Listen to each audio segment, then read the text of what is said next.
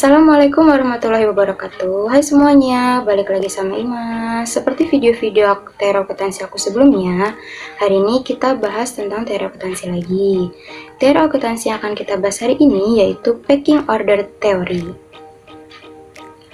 Pecking order theory ini berlawanan dengan trade-off theory, di mana pecking order theory menganggap bahwa tidak ada tingkat cash holding yang optimal, tetapi kas memiliki peran sebagai penyangga antara laba ditahan dan kebutuhan investasi. Meyers dan Majluf pada tahun 1984 mengemukakan bahwa kas akan tersedia ketika profit yang dihasilkan perusahaan melebihi kebutuhan investasinya. Ketika kas tersedia dalam jumlah yang berlebih dan perusahaan yakin akan profitabilitas investasi mereka, maka kelebihan kas akan dibayarkan kepada para pemegang saham dalam bentuk dividen. Berdasarkan teori ini, ketika perusahaan membutuhkan dana untuk keperluan pembiayaan investasi, seharusnya perusahaan membiayai kesempatan investasi dengan dana internal terlebih dahulu. Jika keperluan untuk investasi tidak bisa didapat dari pendanaan internal, maka perusahaan akan menggunakan pendekatan eksternal dari utang sebagai sumber pendanaan kedua dan ekuitas sebagai sumber pendanaan terakhir. Teori ini membuat perusahaan tidak mempunyai target kas optimal, sehingga perusahaan akan cenderung menyimpan sisa kas dari hasil kegiatan operasionalnya. Pendapat ini dikemukakan oleh Cinkar pada tahun 2013. Menurut Indriani pada tahun 2017, pecking order theory menjelaskan mengapa perusahaan-perusahaan yang profitable umumnya meminjam dana dalam jumlah yang sedikit.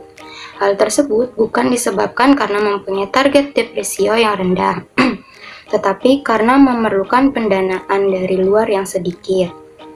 Perusahaan yang kurang profitable akan cenderung mempunyai hutang yang lebih besar karena dua alasan, yaitu dana yang tidak cukup dan hutang merupakan sumber dana yang lebih disukai. Menurut Puji Astuti dan Suat Husnan dalam Tunisa pada tahun 2016, dana internal lebih disukai daripada dana eksternal karena dana internal memungkinkan perusahaan untuk tidak perlu membuka diri lagi dari sorotan luar. Kalau bisa memperoleh sumber dana yang diperlukan tanpa memperoleh sorotan dan publisitas publik sebagai akibat penerbitan saham baru. Sumber dana eksternal lebih disukai dalam bentuk hutang daripada modal sendiri karena dua alasan.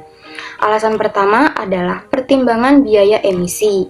Biaya emisi obligasi akan lebih mudah dari biaya emisi saham baru. Hal ini dikarenakan penerbitan saham baru akan menurunkan harga saham yang lama. Alasan yang kedua yaitu, manajer khawatir kalau penerbitan saham baru akan ditafsirkan sebagai kabar jelek oleh pemodal dan membuat harga saham akan turun. Hal ini disebabkan antara lain oleh kemungkinan adanya informasi asimetris antara pihak manajemen dengan pihak pemodal. Pecking order theory menjadi salah satu teori yang memiliki keterkaitan dengan variabel dependen yaitu cash holding.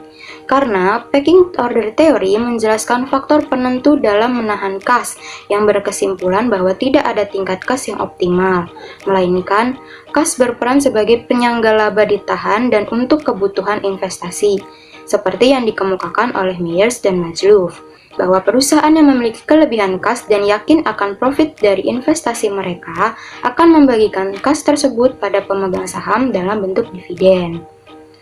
Selain variabel cash holding, pecking order theory juga memiliki keterkaitan dengan variabel independen yaitu cash flow.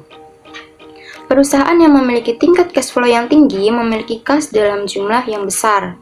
Perusahaan yang mengalami peningkatan cash flow cenderung untuk menahan pendapatan mereka, mengumpulkan kas dan nantinya dapat mereka gunakan untuk mendanai investasi atau dimanfaatkan ketika terjadi financial distress.